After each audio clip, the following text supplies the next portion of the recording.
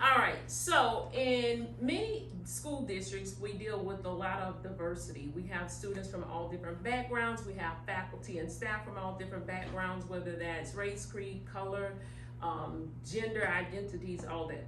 So we must adjust and be prepared to handle those circumstances and those dilemmas whenever we face them. So today I am going to address those with you guys. My name is Latricia LaRon. I am a teacher for Santa Rosa County School District, and I also serve on the diversity committee for the school district for Santa Rosa County Schools, okay? As you can see, the presentation is cultural responsiveness and why it matters. Diversity does matter, and we must adjust because, as I mentioned just a moment ago, we do deal with a plethora of circumstances in our learning environments.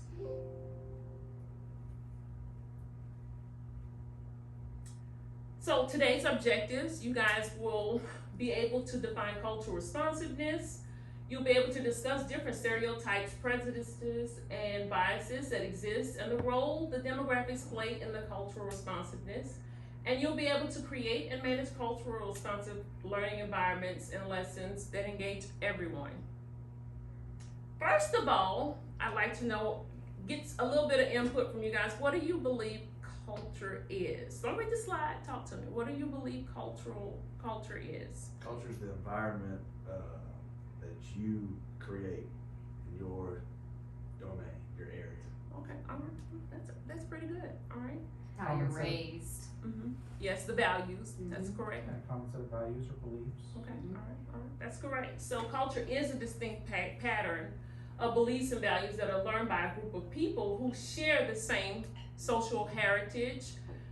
It is the frame of reference for our intentions, behaviors, and impact the influence of others.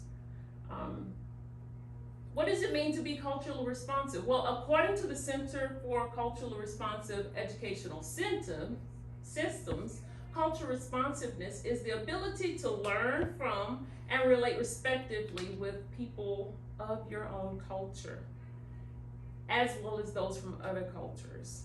And that is why we're here, all right? Why should you have a culturally responsive learning environment or classroom? And you'll hear me say learning environment because that also refers to a workplace as well, because many of us are not in just a classroom. We're in the media center, we're in administrative areas, we are in offices, outside, we deal with the community, our stakeholders, and we must be culturally responsive when we work with those people. We have to tap into the varied talents of those people, and we must appreciate the diversity and the leading edge in that environment. So, that being culturally responsive acknowledges the legitimacy of cultural heritage and different ethnic groups, both as legacies that affect students' dispositions, attitudes, and approaches to learning as a worthy content to be taught in formal curriculum. We must legitimize the importance of various backgrounds. That is so important, that people's backgrounds must be legitimate. One of the things that we've been doing over the past month is Hispanic heritage.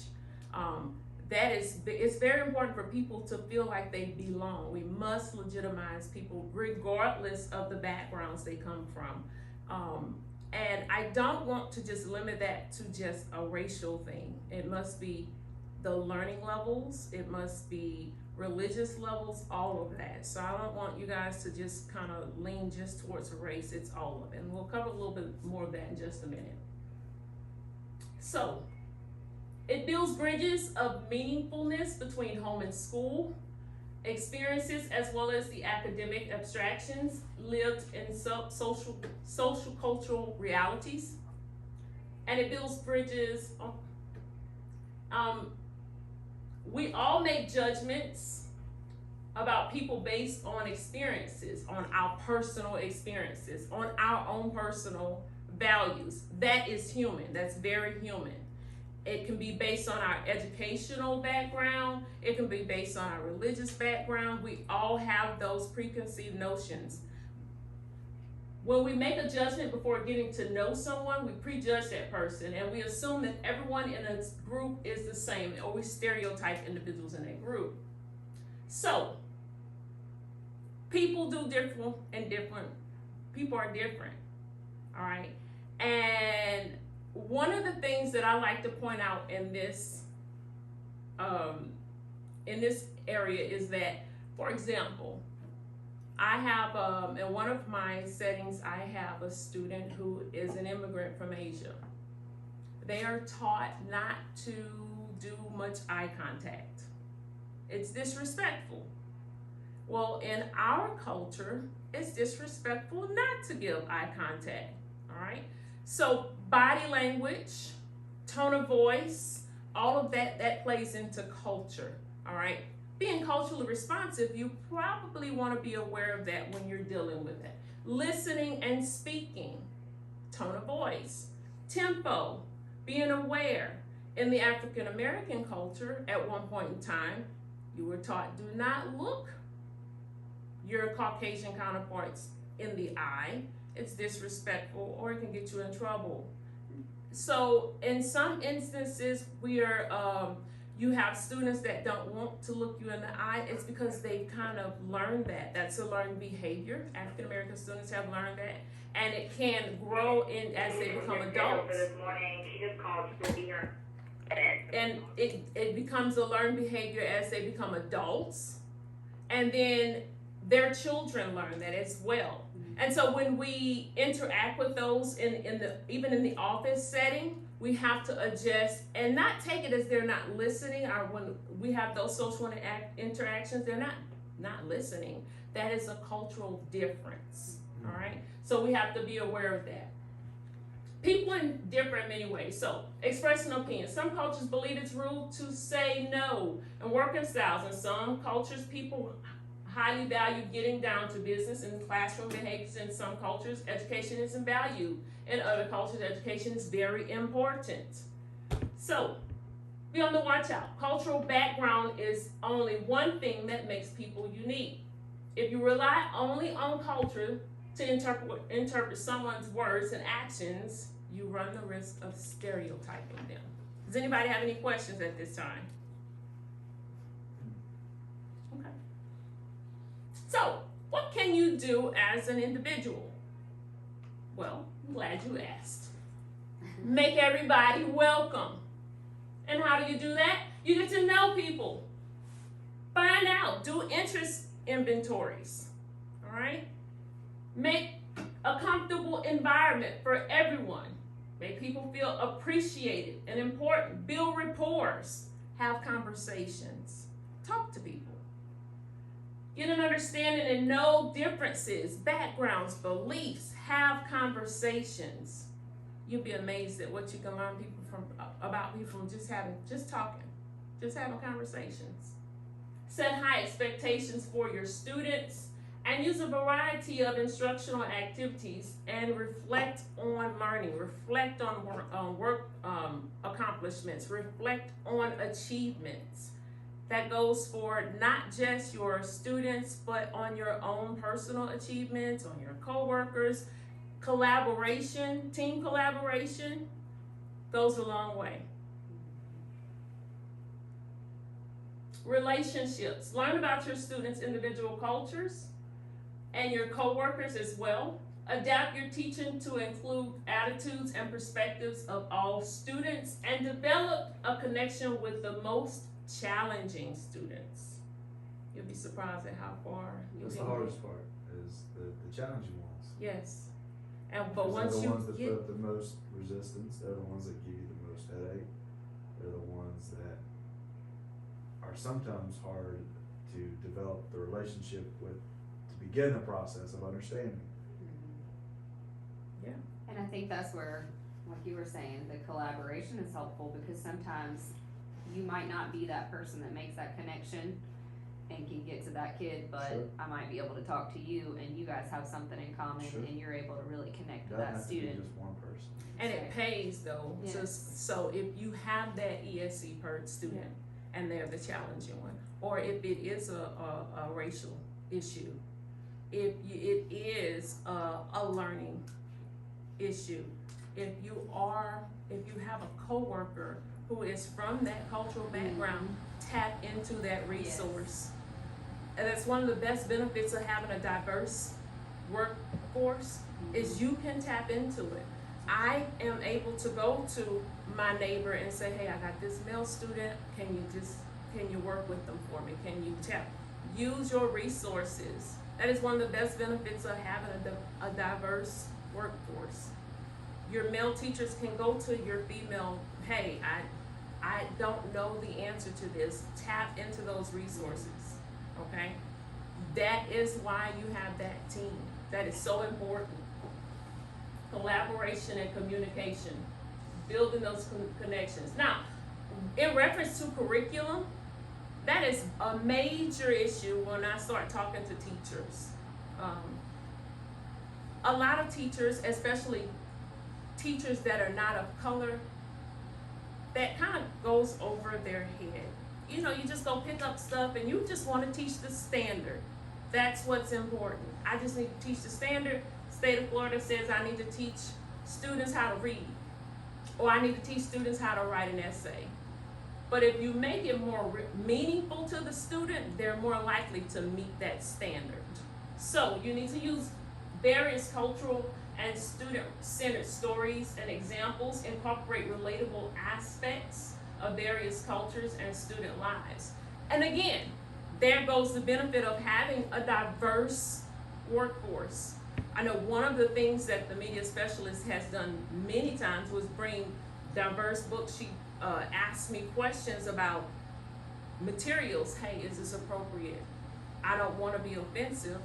Would you mind reading this and tell me from an African American's perspective? Or would you mind telling me from another woman's perspective?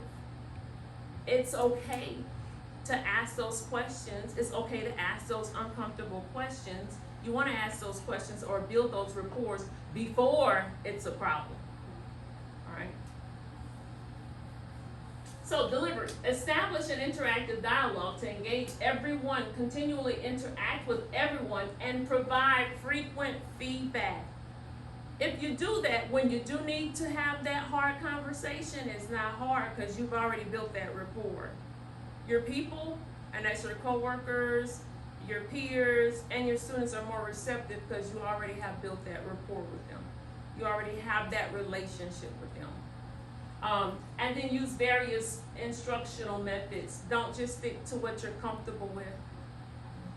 As instructional people, as educators, you know we are all lifelong learners. We're forever a student. When you become a teacher, you're forever a student because somebody's going to always have, oh, there's this new strategy.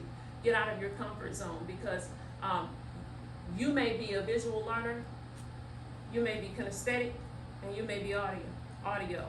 Well, you think about your students who are that, one of those, but in addition to that, they are ESC. Or I got a behavior issue. Or in addition to that, I'm socioeconomically challenged. I'm hungry right now. I can't hear you because my stomach's talking louder than you are. So you need to be aware of those things. My stomach, you must understand, before you can teach a child, their hierarchy of needs must be met. They have to be healthy. They have to feel safe before you can teach them. That's one of the greatest things about public school is it's a team. We need the bus drivers. I need the janitorial staff because school has to be clean and safe. I need the paras. We need the disciplinary staff. And one of the most important people, we need the cafeteria people. One of the most important people that students see before they get to the teacher is the cafeteria people because they can't hear the instructors, the dean, the paras, anybody else if their stomach's talking or if their teeth are hurting. They can't. or if they have some kind of emotional issue going on. They can't hear us. So it does take the whole diverse team to meet those needs. All right? So we need everyone. And then you must diversify, like I was saying, your instructional methods, you must meet those needs. So whether it's seating, change it up. Whether it's, hey, I want to use tech today. No, we're going old school. We're going to go outside. We're going to sit outside. We're going to sit on the floor. Yeah, middle schoolers, high schoolers, they like that kind of stuff too. All right? Change it up.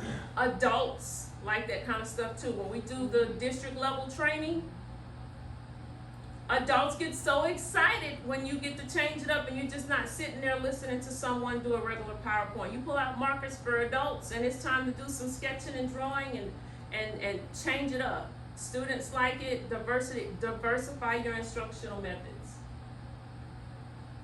Create lesson plans that engage everyone, exhibit high expectations, and make your students or your participants feel important. Foster buy-in. Incorporate a variety of learning styles. Hey, everybody's not a visual learner. I myself am a kinesthetic learner. I hate doing what I'm doing right now. I want to put my hands to work. I love project-based learning because I need to do something. So my kids that are attention deficit disorder, oh, they right at home with me. My children who are audio learners, oh, they're right at home because there's always something going on. So diversify your interactiveness, change it up. You don't always have to have instruction in the classroom. Get in the hallways, go outside, go to the front office. A couple of weeks ago, we had instruction where the kids were all over the school. We ran across the dean. We were in the office. They were doing a scavenger hunt, hunting for the school's mission statement. That was a literacy lesson in addition to school spirit. And then they had to go on the school's website. So I incorporated technology as well. So they spent more time hunting for faculty and staff's profiles, but they got to build rapport.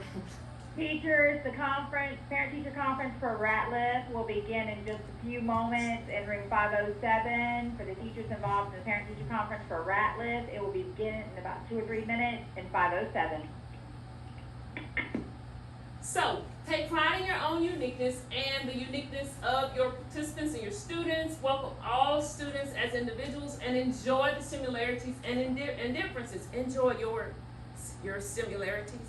You're human. Your kids want to know you are human. Your coworkers want to know you are human. They want to know you make mistakes. They want to know, oh, you're black, you're white, so am I. They want to know your flaws and humans. They will learn so much and glean so much more from you when they know you have those commonalities. When you create a culturally responsive learning environment, you encourage your students to appreciate diversity and build an atmosphere where all students feel welcomed and are compelled to succeed. Does anybody have any questions?